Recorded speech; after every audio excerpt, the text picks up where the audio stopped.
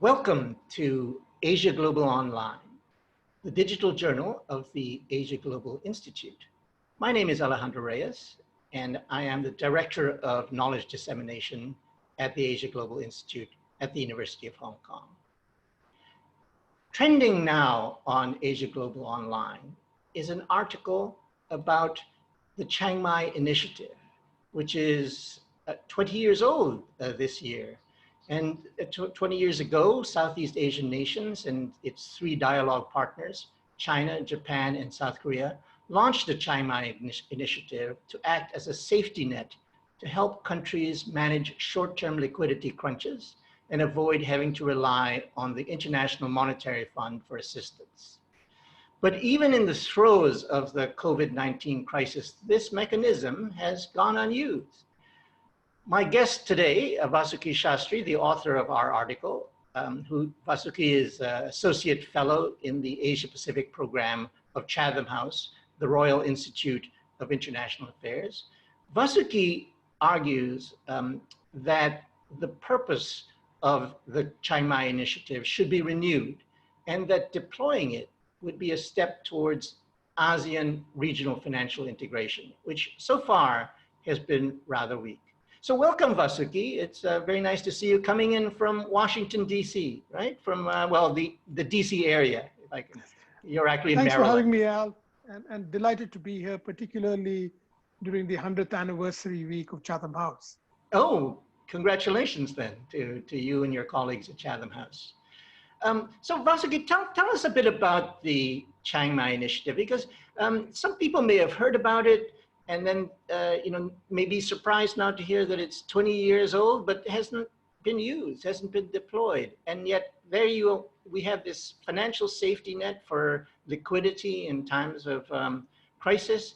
We've had this was in response to the Asian financial crisis of 97, 98.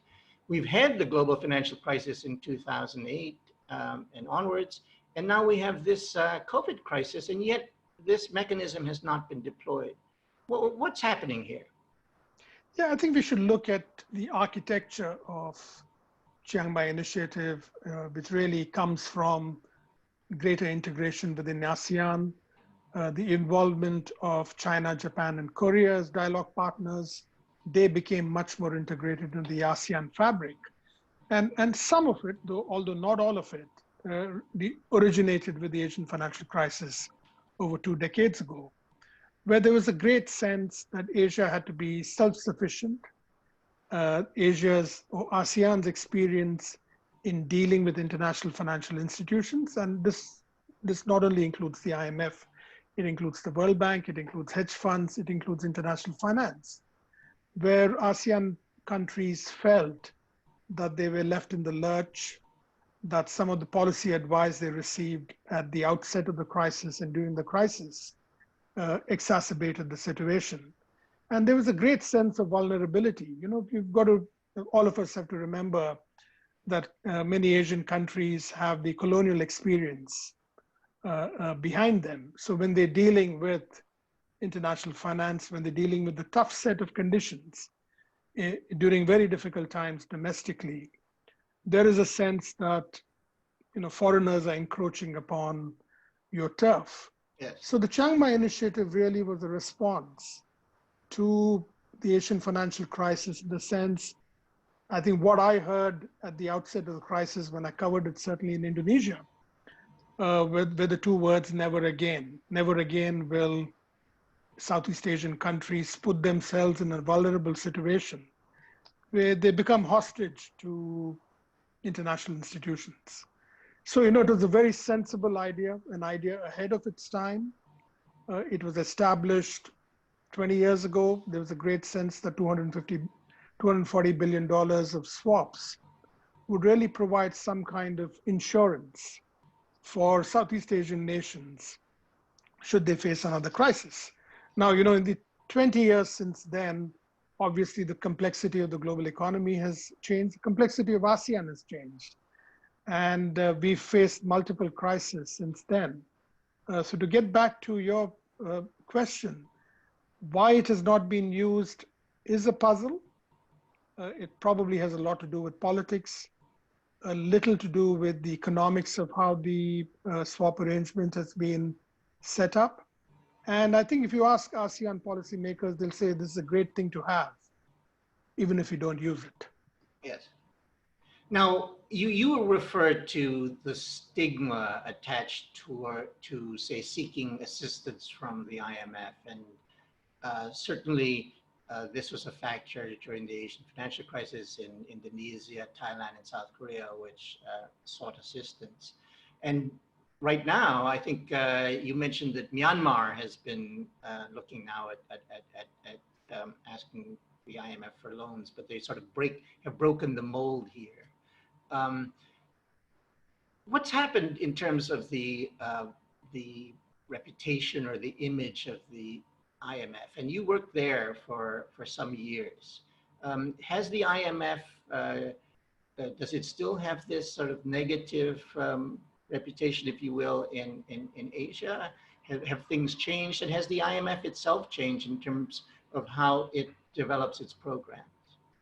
Yeah, I think the IMF has redeemed itself by a very large measure, not only in Asia, but the IMF operates as a global institution. So the stigma with IMF association not only happened in Southeast Asia, large parts of Africa, Latin America.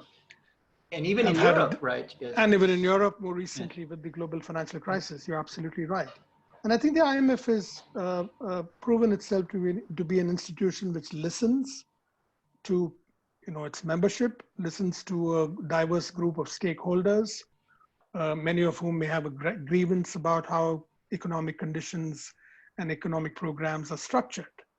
So the problem that we face in linking up the IMF with Chiang Mai Initiative, and the issue here is one of stigma. And they're two separate issues. One is generational, and I think the policymakers who were in place in the 1990s were scarred very much with the financial crisis. Yes. And even the junior officials at that time are in positions of power today. Many of them are prominent finance ministers and central bank governors in the region. So, their sense is they never want to put themselves in a situation where a Southeast Asian country seeks international assistance, be it from the IMF or any other agency. But obviously you've seen a generational change within Southeast Asia, and I think this stigma is going to reduce over a period of time. And I think Southeast Asian policymakers also realize that the nature of crisis has changed. In a sense, Chiang Mai Initiative was created to deal with the last crisis. And the nature of financial crisis, certainly, Chiang Mai Initiative was not created to deal with COVID-19, yes, which is a black swan type crisis, which nobody could have anticipated. So if you're a Southeast Asian central banker today, on top of your mind at a time of vulnerability in financial markets is how do you access dollars? So you're not necessarily looking for an IMF program unless you're a low-income country like Myanmar. And mainly because of Myanmar's vulnerability, it makes itself into a candidate for a traditional IMF program. Yes. But Malaysia, Thailand, Indonesia have moved on. They've become middle-income countries.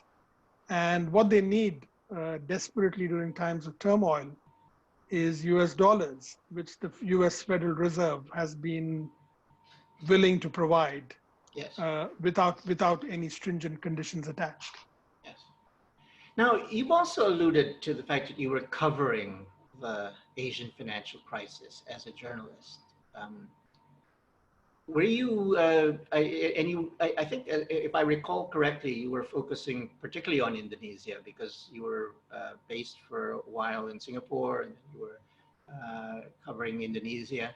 What were your thoughts? Because we posted on the article a video of that fateful moment when President Suharto, the president of Indonesia at the time, signed the deal with the IMF. And of course, you had the IMF managing director, Michel Candesu, with his crossed arms, sort of hovering over President Suharto. And it's probably the most lasting image of the Asian financial crisis. it certainly is the most iconic moment of that crisis. And if you were in the room as I was covering that event, and Michel Condesu has made many public statements in during the crisis and after, that he was simply feeling awkward and uncomfortable, and he crossed his arms for that nanosecond, and that created that iconic image. And Indonesia itself, the crisis was, of course, it originated from Thailand. Contagion originated from Thailand, and I think we understand contagion now much better, since we all seem to have become experts in pandemics. Yes. But much of Indonesia's problems were, even at that time, homegrown, and it really required Thailand's decision to devalue the baht in July 1997 that really provided the trigger for Indonesia's political and economic crisis. I think Indonesia is in a much better place today, and I think Southeast Asia is in a much better place today. They learned all the right lessons, and I think the policy response, both for the global financial crisis as well as COVID-19, has been pretty robust. And yeah, go ahead, please. I would only say journalists of our generation, in many ways, that Indonesia and Suharto hopefully will be the last major political revolution that we've seen in our lives, and hopefully Southeast Asia is on a more stable course moving forward. It's interesting you mentioned the floating of the baht, because that was July 2, 1997, right? Which is the day after the handover of Hong Kong from back to Chinese sovereignty. And so that was a very fateful 2 days in history. Vasuki, I'm wondering if you could talk a bit about your journalistic career, because you come from India, and how did you get to Southeast Asia, to Singapore, and become a regional journalist in ASEAN? Yeah, I was a journalist in Mumbai, working for a very prominent business magazine and a general interest magazine, India Today, which still is thriving today. And I was always fascinated with East Asia, which is atypical with an Indian journalist or Indian professional at that time, because India tended to look west, and East Asia was kind of a black box that very few people understood. And this was again in the period where China had just opened up. And there was Southeast Asia and India have had relationships over thousands of years. But I'm always stunned by how little, a professional Indian really understands the historical context, as well as where Southeast Asia is today. So that sparked my initial interest in being a journalist covering a very exciting part of the world. India was floundering at that time in the 1980s, both politically and economically. And indeed, the year I moved to Singapore was when India went into an economic meltdown, and that triggered the economic reform process. So what took me to Southeast Asia was really working for the Business Times newspaper, with a very interesting remit of covering the region. And it was a very exciting region. This was pre-Asian crisis. There was all the talk that we hear today. The Asian century has arrived, that Asia's time has come, that there would be unlimited growth. And for a period of time, all of that was wonderful to cover. Now, take us further in your career. How did you then end up at the IMF, and then you even had a stint at the Monetary Authority of Singapore? How did you get involved in the international financial architecture, if you will, and the regional financial architecture? That sounds very grand, Al. I think I was a journalist in Jakarta having the time of my life. It's always a terrible thing for a journalist to admit. You're covering tumultuous times, and certainly the Asian financial crisis and the Indonesian crisis was tumultuous. It had impact on ordinary people to an extent that I mean, I think this COVID-19 has provided me with a reference point of again seeing, humanitarian distress on such a scale. And Indonesia is a very, very open country, despite being under effective dictatorship.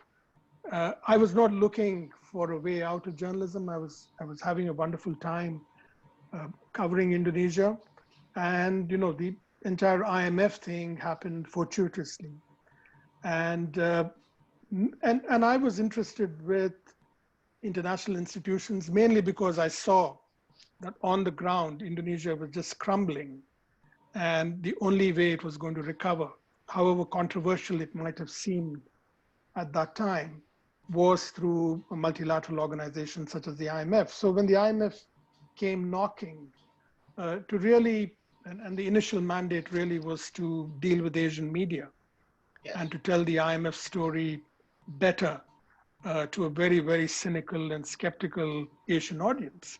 It seemed like a job offer that came from heaven. So that's what started my move away from journalism. I'd spent 18 years in journalism. I still feel that journalism is a young person's profession. And having Right. covered what I regard, at least in my career, the high watermark was the fall of Suharto. Yes. I felt it was time to move on. And the IMF journey was a fascinating one. Multilateral organization, deeply involved in helping Asia coming out of that financial crisis, which it did. It did it sooner than most commentators either predicted or expected. And when I was at the IMF, I had an opportunity to take a leave of absence and joined the Singapore Central Bank for 2 years. Again, it was a remarkable time. Prime Minister Lee Hsien Loong was chairman. Senior Minister Tharman Shanmugaratnam had just entered politics after having been managing director of the IMF and of the MAS, sorry. And the MAS itself was opening up. And I think the big lesson that the Singapore Central Bank learned from the Asian financial crisis, that in order to have a robust and dynamic financial center, which Singapore aspired to and Singapore is today, you really needed to be more transparent and open. And I was privileged enough to help with that process. Interesting. Now, you then had yet another move in your career, change in your career, because you moved to Standard Chartered Bank and you got involved in sustainability on a global scale. Tell us a bit about that particular move and what it was like to get involved in sustainability issues. Yeah, I used to handle philanthropy when I was at the IMF as part of my remit running public affairs. So I tended to understand sustainability to mean that it was all about corporate philanthropy. And obviously I was flawed in my thinking. And when I joined the bank itself was going on a journey, both due to internal reasons as well as external pressures. And the internal reasons are, the bank had a huge chunk of staff who were under 30, and obviously they were deeply committed to public issues, to societal issues, to the extent that perhaps older generation of staff, not only at the bank but elsewhere, were probably not that interested in. And the entire climate change debate happened or started to happen when I took over the sustainability portfolio. And the initial response was the sustainability offering of the bank had to be greater than corporate philanthropy. And corporate philanthropy, I don't want to dismiss. I think corporate philanthropy is very important. But where we are today in terms of sustainability and sustainable finance is positioning it to the heart of the operations of the institution rather than putting it as a footnote or on the margins.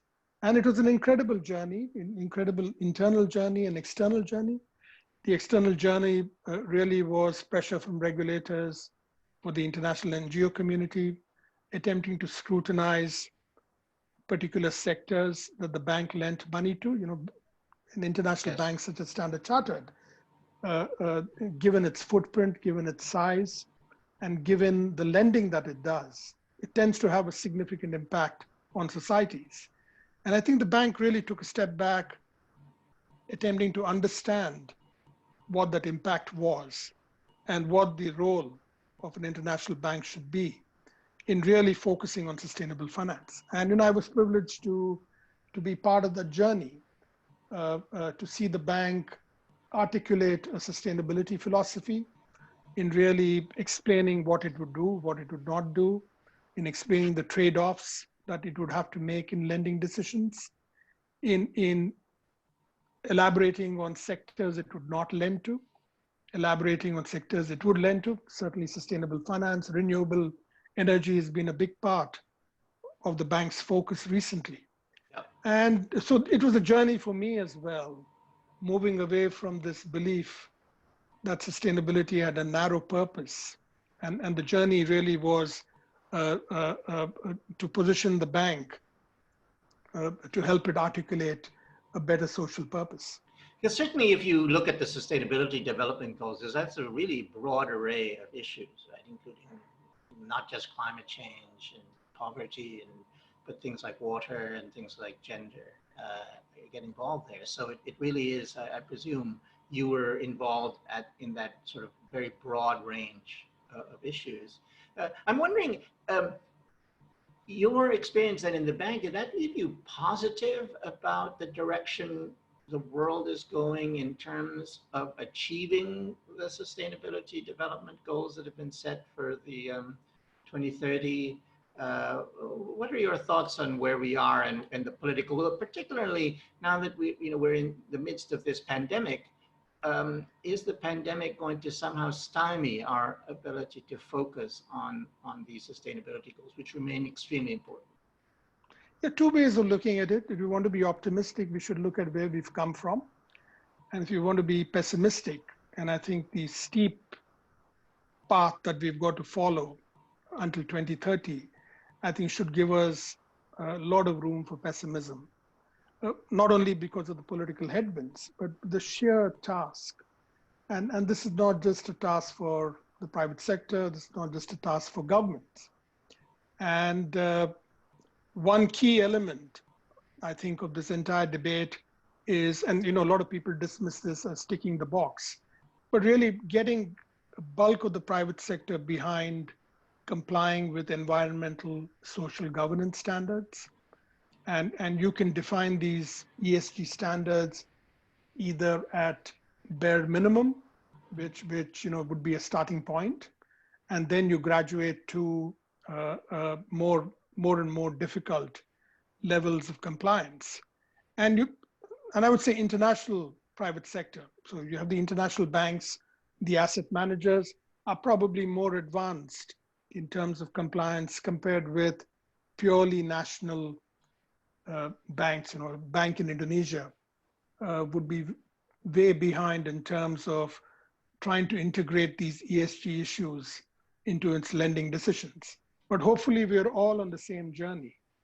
And I think the big differentiator this time is there's not only pressure from governments and the regulatory community, but as I indicated before, there's a great deal of pressure from staff working in the private and public sectors. So that's a very positive pressure point. The international NGO community, from what I have observed in my time at Standard Chartered, is extremely well organized. They come to the table with very good research. They come to the table, obviously they're very tough negotiators. And I think that's been a differentiator once again. So I think compared to 3 or 4 years ago, we are certainly in a better place. But all the political headwinds, I think COVID-19 is going to have a negative range of impacts on almost all sectors. But I think in one thing, it probably is going to be an enabler for positive change. And I think many of us are reflecting on, large-scale habitat destruction, which may have been the proximate reason why humans are coming into such close contact with wild animals, with bats and other creatures, which are carriers been traditional carriers of these viruses. And so we need to reflect a little bit about our own actions in destroying these habitats. So, I know the political atmosphere is terrible, the headlines are terrible, but I think there is grassroots change, which I think will position us well in the future. Great. Now, Vasuki, just to sort of wind up, you came out with a book a few years ago called Resurgent Indonesia, which I commend to our viewers. And now you're working on another book. Tell us a bit about that. Yeah, and the publication deadline, Al, is July 31st. So I can Oh, see, right. so I'm really working all out to get this book out of the way. I mean, what I can say at this stage is Resurgent Indonesia, my first book, was a very hopeful, upbeat, optimistic take on one country's journey, Indonesia, over the last 2 decades, really from chaos into a more stable democracy. This book is slightly on the darker side. And I've kind of reflected a little bit on the Asian story. And a lot of people's reference point towards Asia happens to be the Asian miracle. The fact that in the last 50 years, this region transformed itself from low income, poor, into high income, not all of them high income, but very dynamic. Asia really proves the point in terms of sensible policies, pragmatic leaders. And what I've been noticing in the last few years is many parts of that miracle is fraying. And the Asian story is going to be a difficult one. At least that's my thesis in the book, which I hope will be announced by a publisher very soon. And I hope everyone will read the book. It's a contrarian take on Asia is what I can say at this stage. Vasuki, thank you so much. I know you're sort of in a sort of semi-lockdown, I guess, in the DC area when you've been coping. I hope things get better over there, but thank you so much for joining us. Thank you very much, Al, and I'm very envious to see you back at work in a real office. Right. Yes, well. And you stay safe. Yes, you too. Now, I commend our readers to Vasuki's article on AsiaGlobal Online. Please subscribe to the AsiaGlobal Institute, to AsiaGlobal Online. Please subscribe to our YouTube channel and look out for us on social media. Sign up for Facebook, LinkedIn, YouTube. You know the drill. So please, thank you very much for joining us. And thank you, Vasuki.